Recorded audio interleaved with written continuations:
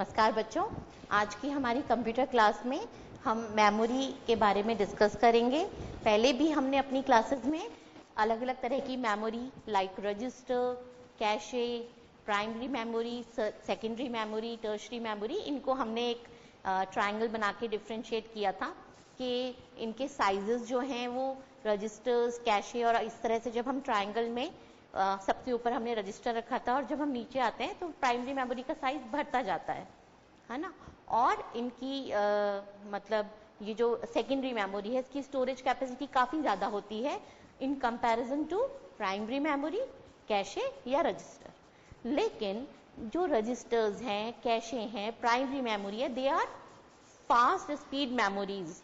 Fast speed memories का अर्थ क्या है कि इनसे एग्जीक्यूशन, जो इनमें जो डेटा है वो बहुत जल्दी एक्सेस हो जाता है। प्रोसेसर उस डेटा को बहुत हाई स्पीड से एक्सेस कर सकता है, जबकि सेकेंडरी मेमोरी जो कि इतनी बड़ी है उसमें आप कोई पर्टिकुलर चीज ढूंढेंगे, कंप्यूटर कोई पर्टिकुलर आपने जो भी दिया वो इंस्ट्रक्शन या डेटा ढूंढेगा, उसमें समय ज्यादा लगता है। इसलिए प्रोसेसर की एक टेक्निक है, उसमें क्या होता है कि जो भी कार्य आप कर रहे हैं, जो फाइल पर काम आप कर रहे हैं या फाइल के किसी पार्ट पर आप काम कर रहे हैं या किसी प्रोग्राम पर आप काम कर रहे हैं, उसको वह क्या करता है, प्रोसेसर एक प्राइमरी मेमोरी जो है उसके पास जो मेमोरी है लाइक रजिस्टर्स या कैशे, उसमें लोड होता है। तो इतना सारा डेटा जो है वो रजिस्टर या कैशे में तो नहीं आ सकता, इसलिए सबसे पहले आपकी जो फाइल है वो परमानेंटली कहाँ स्टोर है, सेकेंडरी मेमोरी में। जैसे कि मैंने आपको बताया प्राइमरी मेमोरी, रजिस्टर, कैशे, ये सारे क्या हैं, ये सारे वॉलेटाइल मेमोरीज हैं। इसमें डेटा टेम्पररीली ही स्टोर होता है, परमानेंटली स्टोर नहीं होता, स्थायी रूप से डेटा भंडारित नहीं होता प्राइमरी मेमोरी, रजिस्टर और कैशे में। केवल रोम, प्राइमरी मेमोरी के दो पार्ट हैं, रैम एंड रोम। तो जो रोम है उसमें ही, क्योंकि वो एक बार जब आपका ये बनता है कंप्यूटर या प्रोसेसर आपका जो तैयार हो रहा है, तो ये जो रैम है ना, और रोम है, तो रोम में क्या होता है कि इंस्ट्रक्शंस लिख दी जाती हैं, वो फिर हटती नहीं है, रीड ओनली मेमोरी है वो। लेकिन रैम, रजिस्टर्स, कैशे सब वॉलेटाइल मेमोरीज हैं, डेटा स्थायी रूप से भंडारित नहीं होता। कहाँ भंडारित होता है, सेकेंडरी मेमोरी में। या फिर जैसे हमने एग्जाम्पल लिए ऑक्सिलरी जो टर्शरी मेमोरीज हैं लाइक पेन ड्राइव, फ्लॉपी जैसे पहले यूज होती थी, फिर सीडी यूज होने लगी, डीवीडीज यूज होती हैं, है ना। पेन ड्राइव्स लगा के उसमें डेटा भंडारित किया जाता है, एक कंप्यूटर से दूसरे कंप्यूटर में ट्रांसफर करा जाता है डेटा का इन डिवाइसेस के माध्यम से। तो ये सब तो सेकेंडरी मेमोरी, और ये जो मेमोरीज हमने देखी ये परमानेंट है, इनमें स्थायी रूप से डेटा भंडारित रहता है लंबे समय तक, जब तक कि हम डिलीट नहीं करते। ठीक है, तो क्या होता है कि आपकी जो फाइल है वो तो सेकेंडरी मेमोरी में है। जब आप उस पर काम कर रहे हैं, जब आप उसमें कुछ काम करवाना चाहते हैं प्रोसेसर से, तो क्या होगा कि उसका वह पार्ट जिस पर आप काम करें, मान लीजिए फाइल बहुत बड़ी है तो पूरी की पूरी फाइल तो प्राइमरी मेमोरी में नहीं आ सकती, क्योंकि उसकी भी लिमिटेशन है ना। और एक साथ हमारा कंप्यूटर कई सारे कार्य करता है, तो वो सारे कार्यों का छोटा छोटा काम उसको अपने प्राइमरी मेमोरी में रखना पड़ेगा। प्राइमरी मेमोरी लिमिटेड है, तो क्या करता है कि जिस जगह, जिस इंस्ट्रक्शंस पर, जिस डेटा पर आप फिलहाल काम कर रहे हैं, वो प्राइमरी मेमोरी में क्या हो जाती है, लोड हो जाती है। ठीक है, तो फैचिंग, लोडिंग ये सब चलता रहता है, डेटा का आदान प्रदान चलता रहता है। प्रोसेसर अपने रैम, रजिस्टर और कैशे में वो चीज रखता है जिस पर उसको काम करना है। और रोम जो है उसमें हमारी परमानेंट जो स्टोर कर दी जाती है इंस्ट्रक्शन हैं, जो भी डेटा है ना, वो चीज रोम में सुरक्षित रहता है। तो आज हम ये प्राइमरी मेमोरी और सेकेंडरी मेमोरी के जो पॉइंट्स हैं वो लिखते हैं कि प्राइमरी मेमोरी क्या, कैसे, है ना। तो प्राइमरी मेमोरी, सबसे पहले हम प्राइमरी मेमोरी के कुछ पॉइंट्स नोट कर लेते हैं। जो हमारी प्रमुख मेमोरी है, जिसके कि हम बोलते हैं कि दो पार्ट्स में हम डिवाइड करके पढ़े थे कि रैम एंड रोम, तो इसको प्राइमरी मेमोरी या फिर हम इसको मेन मेमोरी भी बोलते हैं। ठीक है, तो ये वह एरिया है जहां पर हमारा डेटा जो है, डेटा क्या होता है, भंडारित होता है, डेटा स्टोर होता है। डेटा एंड इंफॉर्मेशन, हम बोल सकते हैं data and information, data and instructions भी हम बोल सकते हैं, या जो भी कुछ, data and information stores for fast access, मतलब प्रोसेसर जो है वो फास्टली एक्सेस कर सके उसके लिए, है ना, उसके लिए प्राइमरी मेमोरी, मेन मेमोरी में डेटा भंडारित किया जाता है। अब इसमें इस तरह की मेमोरी की जो टेक्नोलॉजी है, मतलब कैसे इसको बनाया जाता है, तो ये कहलाती है हमारी सेमी कंडक्टर चिप्स। तो semiconductor chips are the principal technology which is use for primary memory. Semiconductor chips का यूज होता है, ठीक है। तो जो भी फ्रिक्वेंटली यूज प्रोग्राम्स हैं वो सब इसमें स्टोर करे जाते हैं। और ये कैसी मेमोरी है, वॉलेटाइल। इसका मतलब कि डेटा जो है टेम्पररीली स्टोर होता है। वॉलेटाइल मेमोरी, या हम बोले टेम्पररी स्टोरेज, ठीक है। यानी कि पावर हमने जैसे ही सप्लाई बंद करी वैसे ही क्या होगा, पावर सप्लाई बंद करते ही हमारा जो डेटा है वो चला जाएगा, वो हम पुनः प्राप्त नहीं कर पाएंगे, ठीक है। अब इसमें आपका जो भी कुछ काम आपका हो रहा है वो कहाँ लोड होता है, रैम में। रैम की क्या फुल फॉर्म है, रैंडम एक्सेस मेमोरी।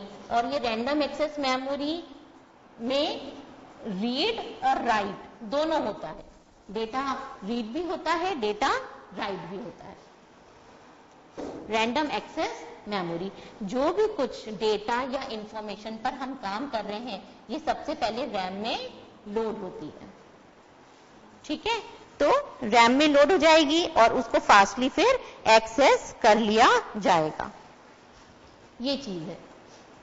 तो रैम हम समझ गए कि रैम वो मेमोरी है जिसमें जो भी आपका प्रोग्राम, डेटा, इंस्ट्रक्शन, इंफॉर्मेशन जो भी आप काम में ले रहे हैं वो सबसे पहले लोड होगा। क्यों? क्योंकि प्रोसेसर की स्पीड फास्ट होती है, तो उसके लिए हम एक ऐसी मेमोरी जहां पे उसके लिए प्रोग्राम रख देंगे ताकि वो इजीली फास्टली, मेन है स्पीड का, एग्जीक्यूशन फास्ट होना चाहिए। तो जो कंप्यूटर जिनमें रैम का साइज, प्राइमरी मेमोरी का साइज अच्छा होता है, ज्यादा होता है, उनकी एग्जीक्यूशन जो स्पीड होती है कंप्यूटर्स की वो फास्ट होती है। तो आजकल पहले तो कुछ किलोबाइट्स की बात होती थी, फिर कुछ मेगाबाइट्स, अब गीगाबाइट्स में बात होती है स्टोरेज कैपेसिटी की। तो primary memory according to requirement, जैसे जहां पर बहुत ज्यादा, जैसे हम एग्जांपल लें मल्टीमीडिया का, जहां पर कार्टून मूवीज जिन कंप्यूटर में बन रही है, बहुत मल्टीमीडिया रिलेटेड काम हो रहा है, तो उनमें आपको प्राइमरी मेमोरी जो है वो कई गीगाबाइट्स मिलेगी। तो इस तरह से क्योंकि फास्ट एग्जीक्यूशन तभी मिल पाएगा जब प्राइमरी मेमोरी का साइज ज्यादा होगा, ठीक है। अब हम रैम के बारे में काफी बात कर चुके हैं, एक हमें रॉम यानी कि रीड ओनली मेमोरी को भी जाना है। तो रीड ओनली मेमोरी ऐसी क्यों है कि वो रीड ओनली है? जब हम ये जो भी हमारा ये प्रोसेसर है या ये कंप्यूटर आपका जब बन रहा है, रीड ओनली मेमोरी जो है उसी वक्त उसके मैन्युफैक्चरिंग टाइम पर ही उसमें डेटा, इंस्ट्रक्शंस जो भी कुछ है वो लिख दी जाती हैं। वो केवल रीड ओनली मेमोरी होती है और फिर उसको क्या है कि नहीं, मतलब चेंज किया जा सकता, रीड ओनली है, केवल उसमें डेटा पढ़ा जा सकता है। तो इसका क्या यूज है? इसका ये यूज है कि कंप्यूटर को दिए जाने वाले जो निर्देश हैं, अब आप जैसे कंप्यूटर को ऑन करते हैं तो सबसे पहले कंप्यूटर अपने इंस्ट्रक्शंस कहां से लेता है? कंप्यूटर ये चीज रोम से लेता है।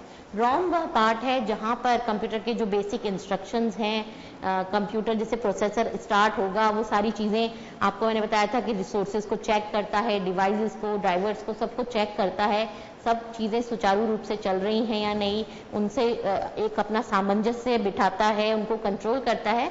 तो वो सारी इंस्ट्रक्शंस कंप्यूटर को कहीं ना कहीं तो चाहिए, तो रीड ओनली मेमोरी। जैसे हमने डिस्कस किया था कि जैसे ही हम कंप्यूटर पे लगा बटन, कंप्यूटर का जो कैबिनेट है उस पर ऑन का बटन लगा, उसको दबाते हैं तो कंप्यूटर कुछ इंस्ट्रक्शंस एग्जीक्यूट करता है और सबसे पहले जो सॉफ्टवेयर लोड होता है वो होता है ऑपरेटिंग सिस्टम।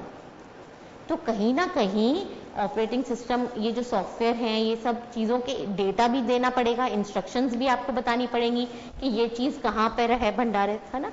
तो ये रीड ओनली मेमोरी जो है ये कंप्यूटर के इन कार्यों को पूरा करती है। उसकी जो बेसिक इंस्ट्रक्शंस हैं, बेसिक डेटा है, वो सब रीड ओनली मेमोरी में भंडारित होता है।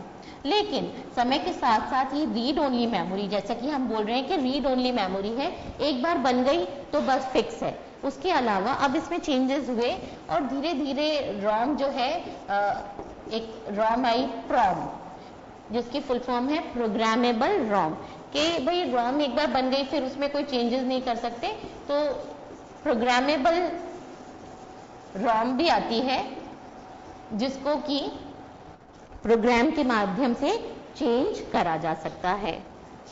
इसी तरह से एक ई प्रॉम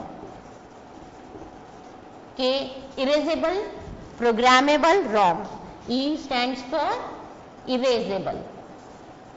तो ऐसे रॉम भी कई अलग अलग तरह के आने लगी, क्योंकि रॉम के साथ ये मुश्किल थी कि एक बार आपने उसको कर दिया तो फिर कुछ नहीं हो सकता। लेकिन फिर प्रोग्रामेबल रॉम भी आने लगी कि एटलीस्ट हम थोड़ा सा उसमें कुछ चेंज करना चाहें या कुछ भी, मतलब उसको एक बार प्रोग्राम किया जा सके, प्रोग्रामेबल हो, तो प्रोग्रामेबल रॉम आने लगी। फिर इरेजेबल प्रोग्रामेबल रॉम कि अच्छा एक बार हमने उस पर इंस्ट्रक्शन लिख दिया, आप कुछ नहीं कर सकते, तो एटलीस्ट एक बार हम उसको इरेज कर सकते हैं और प्रोग्राम कर सकते हैं, तो इरेजेबल प्रोग्रामेबल रॉम।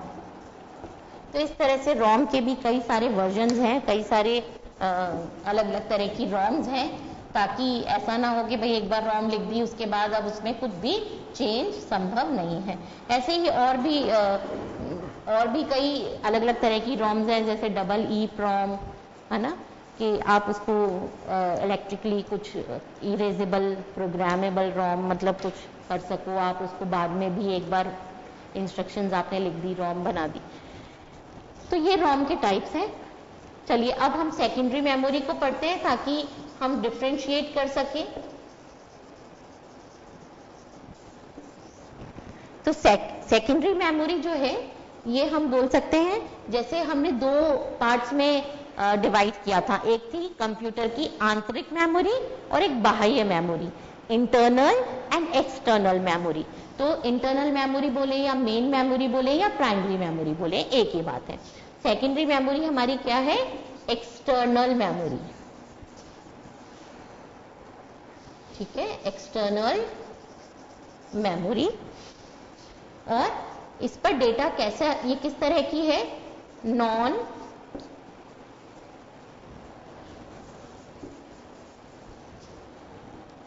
ये है नॉन वॉलेटाइल मेमोरी, यानी कि इसमें लंबे समय तक आपका डेटा परमानेंटली स्टोर रहता है, परमानेंट स्टोरेज। जब तक आप डिलीट नहीं करेंगे तब तक ये क्या होगा कि परमानेंटली डेटा आपका स्टोर रहेगा, ठीक है। तो लेकिन जब भी आपके सेकेंडरी मेमोरी से कोई चीज कंप्यूटर को एग्जीक्यूट करवानी है, कुछ काम करना है, तो फिर उसकी लोडिंग जो है वो रैम में होती है। अब इसके अलावा और भी कई एक्सटर्नल स्टोरेज डिवाइसेस हैं जिसमें बहुत ज्यादा इसके जो एग्जांपल्स हम लें, जैसे कि पहले मैग्नेटिक टेप्स चला करते थे। सेकेंडरी स्टोरेज डिवाइसेस जो है वो समय के साथ चेंज हुई हैं, उनकी टेक्नोलॉजी जो है, जैसे हमने बोला कि वो प्राइमरी मेमोरी के लिए सेमीकंडक्टर चिप्स, तो ये जो सेकेंडरी मेमोरी है इसमें जो टेक्नोलॉजी है, टेक्नोलॉजी वाइज चेंज आया है ओवर द जनरेशंस। पहले जो है मैग्नेटिक टेप्स का इस्तेमाल होता था, मैग्नेटिक डिस्क्स बोलते थे या मैग्नेटिक टेप्स बोलते थे, और आजकल हार्ड डिस्क जो है उनका इस्तेमाल होता है, हार्ड ड्राइव। और जैसे हम दूसरी जो एक्सटर्नल जो दूसरी मेमोरीज हम देखते हैं, जैसे पहले के समय में फ्लॉपी डिस्क यूज होती थी, उसके बाद सीडीज और डीवीडीज जैसे जो बड़ी बड़ी मूवीज वगैरह हैं, तो वो उसके अलावा हम यूएसबी फ्लैश ड्राइव्स को इसमें रख सकते हैं। और ये जो हमने यहाँ पर देखा, ये सारे एग्जाम्पल्स, इनको हम एक तरह से टर्शरी मेमोरी भी बोल सकते हैं। और इनकी जो स्टोरेज कैपेसिटी होती है वो बहुत ज़्यादा होती है प्राइमरी मेमोरी के कंपैरिजन में। आप बड़े बड़े प्रोग्राम्स आपको स्टोर करने हैं, या जैसे कि बहुत सारे गाने आप अपने कंप्यूटर में रखना चाहते हैं, और आप ऐसी कोई चीज़ चाहते हैं कि आपने एक कंप्यूटर पे आपके पास बहुत सारे गाने हैं, आप उसको दूसरे कंप्यूटर पे ट्रांसफ़र कर सकें, तो उसके लिए आप इन डिवाइसेस का यूज़ कर सकते हैं। ठीक है, तो प्राइमरी मेमोरी भी हमने समझ ली, सेकेंडरी मेमोरी भी समझ ली। अब आसानी से हम इनको डिफरेंशिएट कर सकते हैं। चलिए बच्चों, यहाँ पर वक्त हो गया है ब्रेक का। ब्रेक से आने के बाद हम अपनी क्लास को कंटिन्यू करेंगे।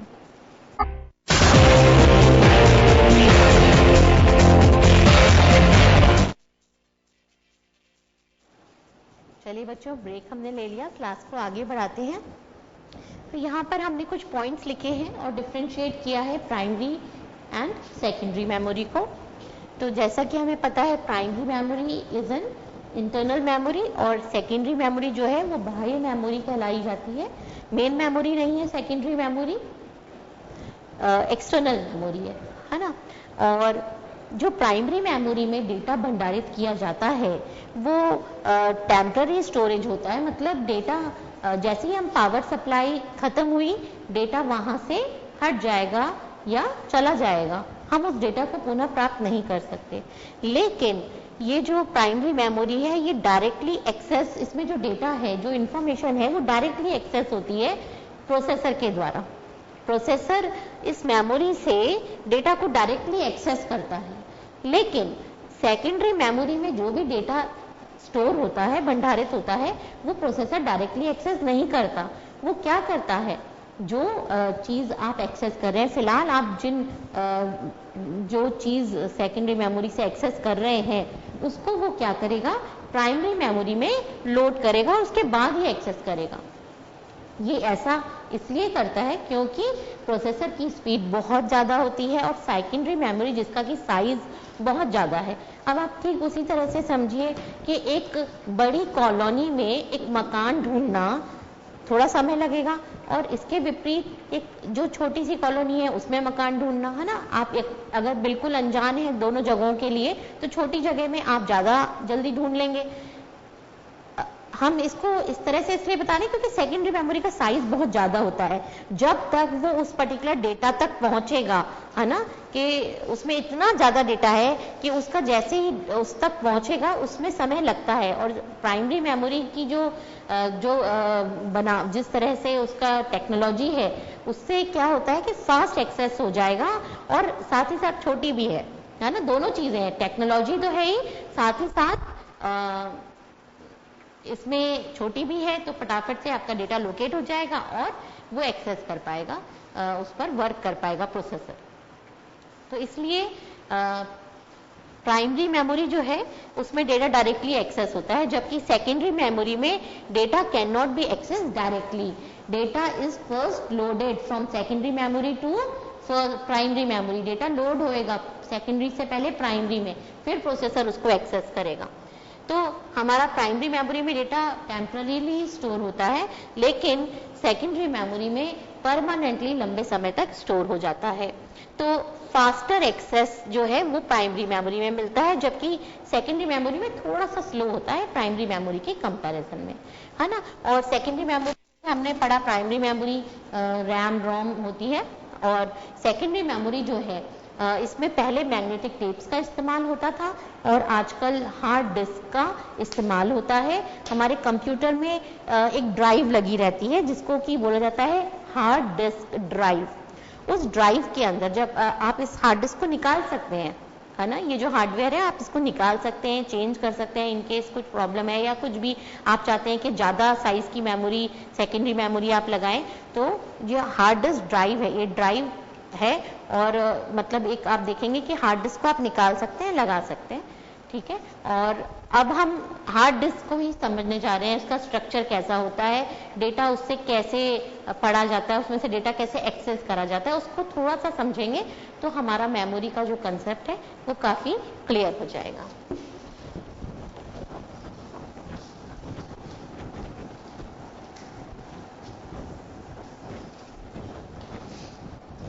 तो हार्ड डिस्क क्या होती है? तरह तरह की हार्ड डिस्क हैं, अलग अलग साइजेस की हैं। तो हार्ड डिस्क को हमें जानना है, hard disk and hard disk drive. तो हार्ड डिस्क जो है ये हमें पता है, ये सेकेंडरी,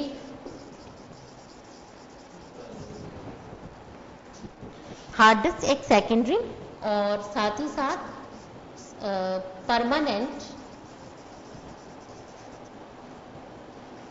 परमानेंट स्टोरेज डिवाइस है, ठीक है। Hard disk is a secondary and permanent storage device, इसमें डेटा परमानेंटली स्टोर रहता है। ये बिल्कुल हमारे एक तरह से जैसे हम अपने दिमाग में कोई डेटा लंबे समय तक भंडारित रखते हैं, ठीक उसी प्रकार से हार्ड डिस्क में भी आपके लंबे समय तक डेटा भंडारित रहता है। और इसमें जो टेक्निक यूज होती है वो कहलाती है मैग्नेटिक रिकॉर्डिंग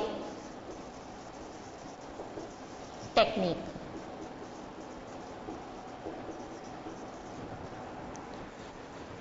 इस टेक्निक से आपका जो डेटा है वो स्टोरेज, जो डेटा का स्टोरेज है वो मैग्नेटिक रिकॉर्डिंग टेक्निक के माध्यम से होता है। और आजकल हार्ड डिस्क का साइज जो है वो कई गीगाबाइट्स या कई टेराबाइट्स हो सकता है। तो आपकी जो ये है 4 TB, TB अर्थात टेराबाइट, हमने पढ़ा था पहले कई गीगाबाइट्स की आती थी, और आज तक हार्ड डिस्क का जो साइज है वो 4 TB, 4 टेराबाइट तक पहुंच गया। यानी कि आप इतना डेटा भंडारित कर सकते हैं एक हार्ड डिस्क के अंदर।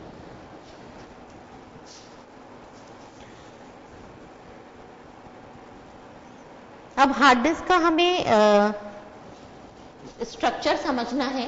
तो हार्ड डिस्क में एक बेसिकली क्या होता है, हम आप इसको इस तरह से समझिए।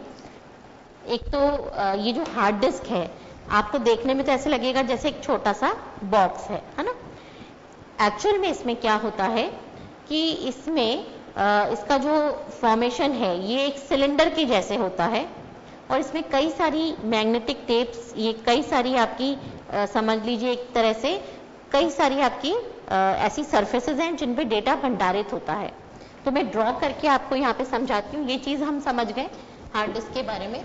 अब इसकी जो टेक्निक है, कैसे इसमें डेटा भंडारित होता है, वो चीज हमें समझनी है।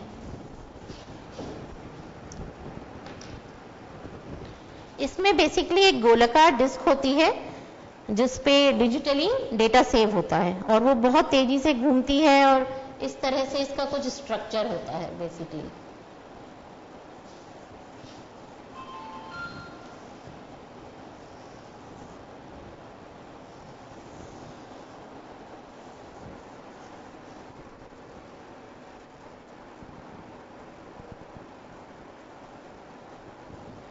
है ना। तो ये इस तरह से कई सारी स्पेस, ये हम ये मान के चलते हैं एक सिलेंडर टाइप फॉर्मेशन इसका मान के चलते हैं। और ये इसके बीच में आपके ये कई सारे, ये यहाँ पर हमारे ये ट्रैक्स हैं, और ये जो ट्रैक्स होते हैं ये कई सारे छोटे छोटे सेक्टर्स में विभाजित होते हैं। कुछ इस तरह का इसका जो है होता है कि सिलिंड्रिकल शेप की है, और बीच में आपके इसमें स्पिंडल है जो रोटेट करता है इन प्लेटर्स को अलग अलग, और यहाँ भी डेटा भंडारित होता है ना। इसमें जो नीचे की सरफेस है, दोनों सरफेसेस पे एक तरह से हम समझे कि कोई डिस्क है तो ऊपर और नीचे दोनों तरफ इसके सरफेस पे डेटा भंडारित होता है। तो इस तरह से इसका फॉर्मेशन होता है।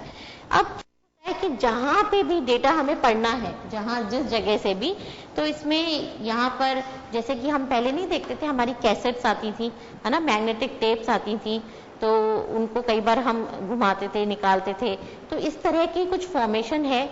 लेकिन इसमें क्या हो रहा है कि यहाँ पर रीड राइट हेड्स होते हैं, जैसे जहां से भी हमें डेटा पढ़ना है।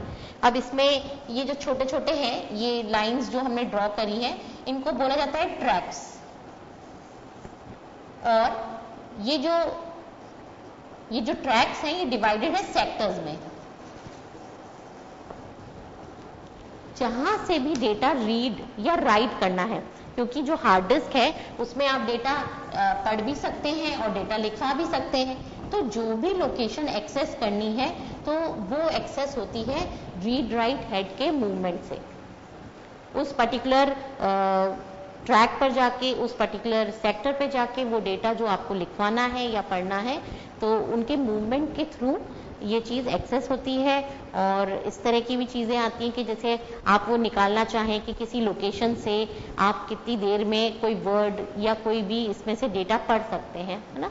तो इसकी अलग अलग रोटेशनल स्पीड जो है वो आप कैलकुलेट कर सकते हैं। लेकिन जैसे कि हमने समझा कि प्राइमरी मेमोरी से बहुत जल्दी एक्सेस हो जाएगा, लेकिन सेकेंडरी मेमोरी से डेटा आपका, क्योंकि स्लो एग्जीक्यूट होता है, स्लो एक्सेस होता है, इसलिए सारी चीज़ जो भी आप काम कर रहे हैं वो पहले प्राइमरी मेमोरी में लोड होती है, राइट। इसलिए ही जब हम अपने कंप्यूटर पे फाइल्स बनाएंगे, उनको हम परमानेंटली, हम उनको सेव करेंगे परमानेंटली, ताकि वो कहाँ सेव हो, हार्ड डिस्क में।